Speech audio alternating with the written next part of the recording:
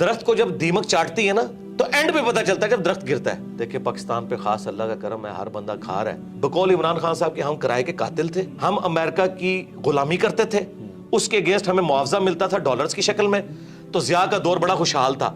حالانکہ کوئی ترقی نہیں ہوئی اس دور کے اندر. پاکستان میں پاورٹی سرکل سے باہر نکلنے کا واحد ذریعہ اب تعلیم رہ گئی ہے. اس کا جیک لگتا ہے نا, یورپ امریکہ میں چلا جائے اعلیٰ تعلیم کے لیے, وہاں سے ریمیٹنس اس ملک کو بھیجے. اس ملک میں اب عام بچوں کے لیے کوئی نوکریاں نہیں ہیں. یقین کریں پی ایچ ڈی بچے اور بچیاں 30-40 ہزار کی نوکریاں کر رہی ہیں. باقی آپ گورنمنٹ سے, اسٹیبلشمنٹ سے, پولیٹیشین سے کوئی امید نہ رکھیں. اچھا سر, ابھی ذکر کیا چونکہ آپ نے واصف صاحب کا, تو ایک ان کا جملہ ہم سنتے ہیں کہ پاکستان نور ہے اور نور کو زوال نہیں ہے. اب لیکن میں فلسفیکلی آپ سے پوچھنا چاہ رہا ہوں کہ قوموں کا رائز اینڈ فال ہوتا ہے. تو میں تو ایز اے 40 سال میری عمر ہے, میں نے بھی دیکھا ہے, ہم نے تو اس سماج پہ رائز دیکھا نہیں ہے. تو ہمیں تو لگتا ہے اب یہ ڈکلائن ہی ہے, یہ تو واحد قوم ہو گئی جس پہ رائز آیا نہیں اور فال پہلے آ گئی. جی دیکھیں یہ سارے جذباتی جملے ہیں, ہم اس میں بلیو نہیں کرتے. یہ لوگوں کی جذباتی خواہشات ہیں. ہم بچپن سے سن رہے تھے, دیکھیں پاکستان پہ خاص اللہ کا کرم ہے, ہر بندہ کھا رہا ہے اور پاکستان ختم نہیں ہو رہا. چل رہا ہے, حالانکہ ختم ہو رہا تھا میرے بھائی. وہ آخری وقت میں پتا چلتا ہے کہ 4 سٹیج کینسر آیا ہوا ہے.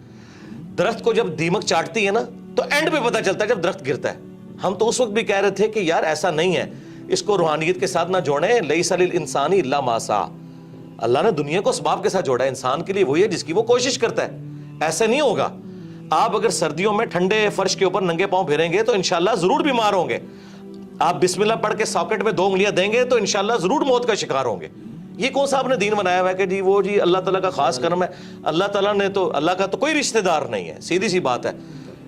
جب خلافت راشدہ ختم ہو گئی 30 سال کے بعد, ٹھیک ہے, بنو امیہ ختم ہوگی, بنو عباس ختم ہوگی, سلطنت عثمانیہ ختم ہوگی, رومنز, پرشینز, اور سب سے بڑی گریٹ بریٹن جن کی حکومت میں سورج ہی غروب نہیں ہوتا تھا, وہ ختم ہو گیا. تو یہ بات بالکل جذباتی جملے.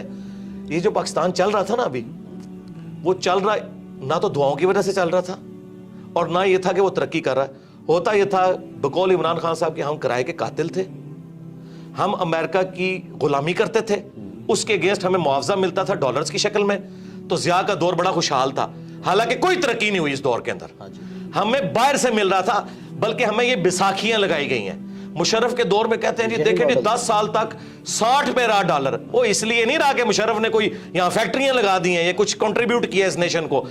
جی ڈالر, آج بھی سرکار ڈالر آ جائیں تو دیکھیں ملک دوبارہ خوشحال ہو جائے گا. لیکن میں یہ کہتا ہوں اللہ نہ کرے کہ اب اس طرح کے ڈالرز آئیں. ہمیں ایک بار اس بستی میں گریں گے پھر اٹھیں گے اگر اٹھنا چاہیں گے, نہیں تو ضروری نہیں ہے.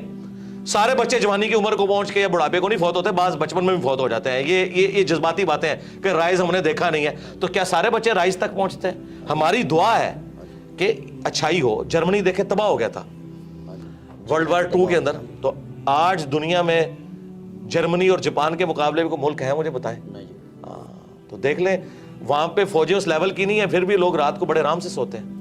بس آخری سوال ہے سر, نوجوان جو ہیں اس ملک کے وہی وارث ہیں اور وہی تعداد میں سب سے زیادہ ہیں. بس ان کو ذرا مخاطب کر کے, سیاست, معیشت, معاشرت سب تباہ ہے, تو ہمارا مخاطب تو وہی ہے, وہی کچھ کر سکتے ہیں. جی نوجوانوں کو میں یہ ریکویسٹ کروں گا کہ آپ لوگ جو ہے نا اپنی تعلیم کے اوپر توجہ دیں. پاکستان میں پاورٹی سرکل سے باہر نکلنے کا واحد ذریعہ اب تعلیم رہ گئی ہے. جس کا جیک لگتا ہے نا, یورپ امریکہ میں چلا جائے اعلیٰ تعلیم کے لیے, وہاں سے ریمیٹنس اس ملک کو بھیجے. اس ملک میں اب عام بچوں کے لیے کوئی نوکریاں نہیں ہیں. یقین کریں پی ایچ ڈی بچے اور بچیاں 30-40 ہزار کی نوکریاں کر رہی ہیں ڈیٹا انٹری آپریٹر کے طور پہ. اور اتنا دکھ ہوتا ہے جس کے پاس ریسورسز ہیں, جسے اسکالرشپ ملتا ہے, ملک سے نکلے اور یہاں پہ ریمیٹنس بھیجیں. میں یہ نہیں کہہ رہا کہ آپ ملک ہی چھوڑ دیں, یہاں پہ اپنے ریمیٹنس بھیجیں, اس ملک کی ترقی میں آپ کردار ادا کریں. اور یہ کوئی عیب والی بات نہیں ہے. اس وقت بھی آلموسٹ 1 کروڑ کے قریب پاکستانی باہر کے ملک میں بیٹھا ہوا ہے. اور اپنی تعلیم کے اوپر توجہ دیں. اور اگر کسی کے والدین کا کوئی کاروبار ہے تو تعلیم کے ساتھ اس کاروبار میں بیٹھنے میں کوئی آر محسوس نہ کریں. یقین کریں کتنے ان پڑھ لوگ ہیں جنہوں نے ہزاروں پڑھے لکھے نوجوانوں کو جابز دی ہوئی ہیں. آپ اپنے سرکمسٹانسز کو دیکھ کے نا جو بیسٹ پرفارم کر سکتے ہیں کریں, محنت سے جی نہ چرائیں. اور آپ جتنی اپنی ایفرٹ پٹ کر سکتے ہیں نا اپنا مستقبل بنانے کے لیے وہ کوشش کریں. باقی آپ گورنمنٹ سے, اسٹیبلشمنٹ سے, پولیٹیشین سے کوئی امید نہ رکھیں. بالکل کوئی دور دور تک حالات و واقعات یہاں نظر نہیں آ رہے ہیں.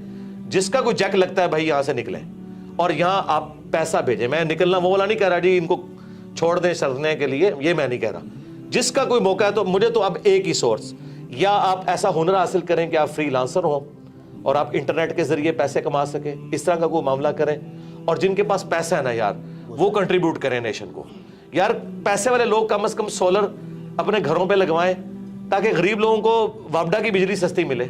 आप लोग भी अगर वापडा से लेके खाएंगे जिसमें सब्सिडी होती है शामिल, तो गरीब आदमी तक किस तरह सस्ती बिजली पहुंचेगी। तो जितना को कंट्रीब्यूट कर सकता है वो करे। पैगाम तो बहुत ज्यादा दिया जा सकता है, मेरा इतना ही काफी। बहुत शुक्रिया मिर्जा साहब, जज़ाकल्लाह बस यही पैगाम है जी, अपनी दुनिया आप पैदा करें नौजवान। मुझे इजाज़त दीजिए, अल्लाह हाफ़िज़।